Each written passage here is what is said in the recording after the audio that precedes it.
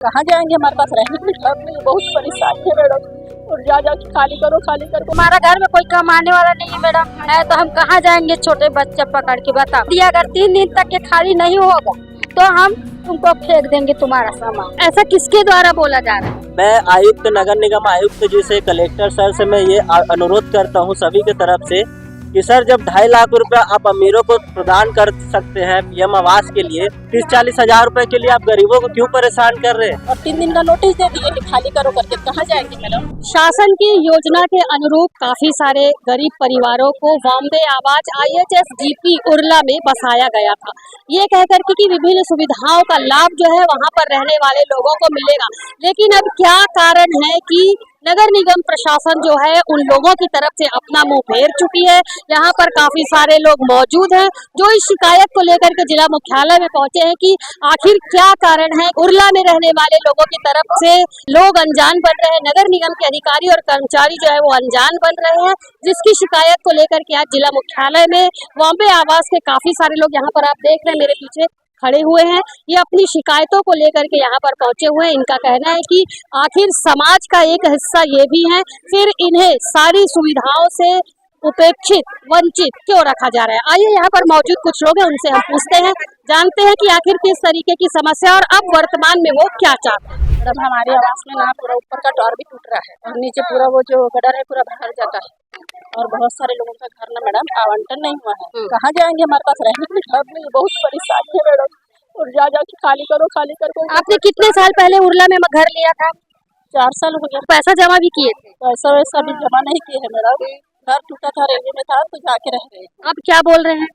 वो हम बोल रहे हैं मैडम कि हमारे घर आवंटन कर दो, हमारे नाम में कर दो, ऐसी कर दो, ध्यान ही नहीं देते। क्या बोल रहे हैं? बोल रहे हैं कि अभी लेट लगेगा, थोड़ा पर्ची कटाने के लिए बोल रहे हैं और 3 दिन का नोटिस दे दिए कि खाली करो करके। कहाँ जाएंगे मैडम? अच्छा 3 दिन का नोटिस है कि आप मकान खाली करो, आपने उनसे पूछा नहीं कि 3 दिन में हम जाए कहाँ?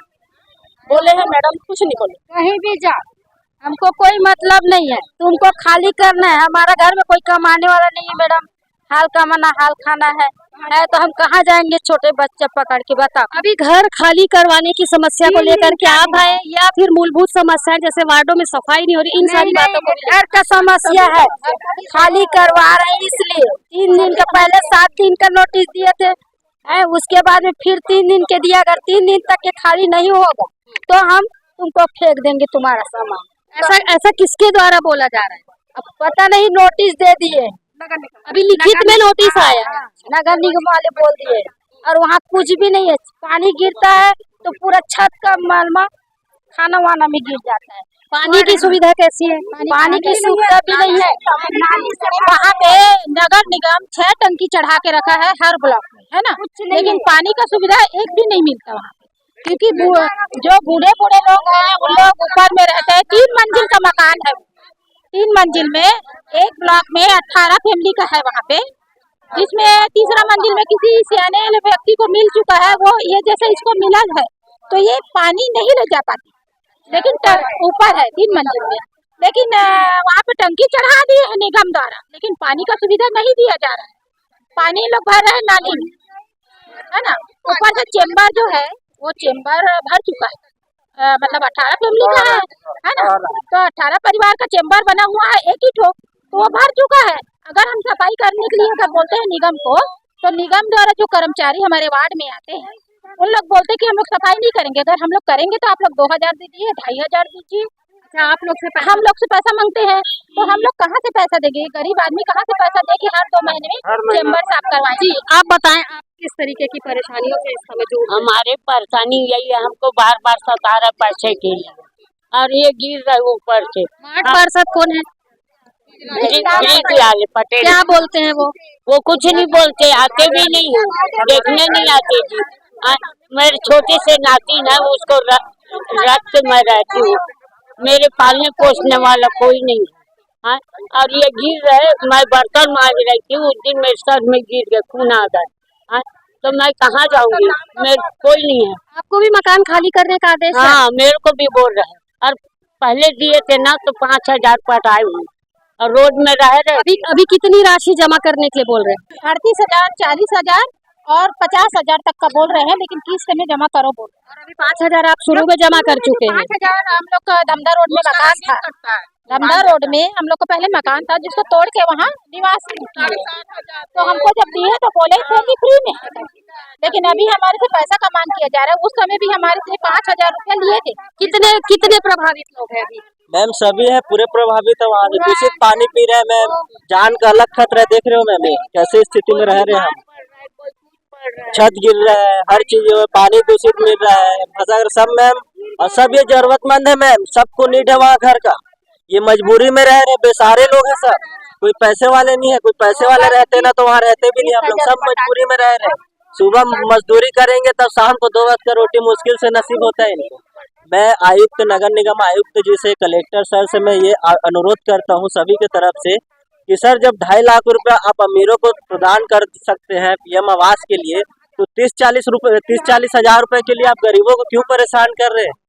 मतलब कहीं ना कहीं आपका ये कहना है कि उन्होंने जो राशि वसूलने की बात कही है वो नहीं हो पा रहा, तो वो आप लोगों को प्रताड़ित कर रहा है निगम। छोड़ देना चाहिए मैम, फिर वैसे व्यवस्था देना चाहिए। देख रहे हो वहाँ जान का खतरा सभी का, वहाँ कब फंसक जाए, कब वहाँ दब के मर जाए, कोई गारंटी। सब मजबूरी में रह रहे हैं। एक रजिस्ट्री प्लाट में आज के डेट में एक सरकार 2.5 लाख रुपया दे सकती है ना, मकान बनाने के लिए। तो गरीब को तो 30,000 रुपया माफ कर सकती है, करना चाहिए है ना। इसलिए हम लोग निवेदन करना चाहते हैं कलेक्टर महोदय से, आयुक्त महोदय से, कि अगर 2.5 लाख रुपया किसी फ्लैट वाले को या व्यक्ति मतलब रजिस्ट्री वाले को दे सकते हो तो हमारा मूलभूत सुविधाओं की यदि बात करें, लाइट, पानी, बिजली, सड़क की क्या स्थिति है? अरे स्थिति है कि एक नाली से पे एक ट्रक निकलेगा मालवा, इतना स्थिति खराब है। मतलब जाने का मतलब रास्ता नहीं है। नाली का मलबा निकालते नहीं, नाली का मलबा नहीं निकालते, मात्र गिट्टी निकालते हैं किसान लोग। हम प्राइवेट काम कहीं भी कर लेंगे, देख कर करेंगे, उन लोग पक्की मकान है।